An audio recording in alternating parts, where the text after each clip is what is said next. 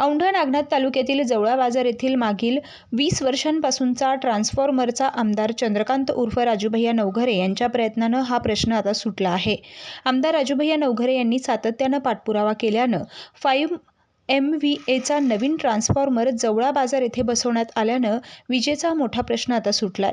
यामुळे आता पंचक्रोशीतील शेतकऱ्यांनी आमदार राजूभैया नवघरे यांचे आभार मानलेत।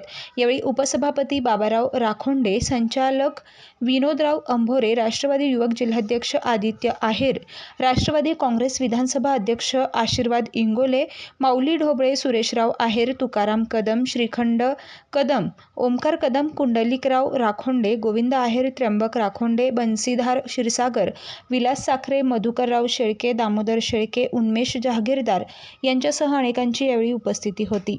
त्याचबरोबर आज आमदार राजूभैया नवघरे यांनी चौंडी आंबा सर्कलमधील चौंडी भैरोबा, मरसूळ पांगरा, शिंदे सर्कलमधील चौंडी तांडा आदी गावांना भेटी दिल्या।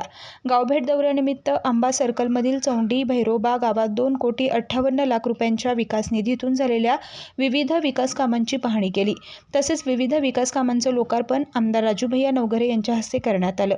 यावेळी विविध गावांना भेटी देत गावकऱ्यांशी आमदार नवघरे यांनी संवाद देखील साधला। यावेळी अनेकांची उपस्थिती होती।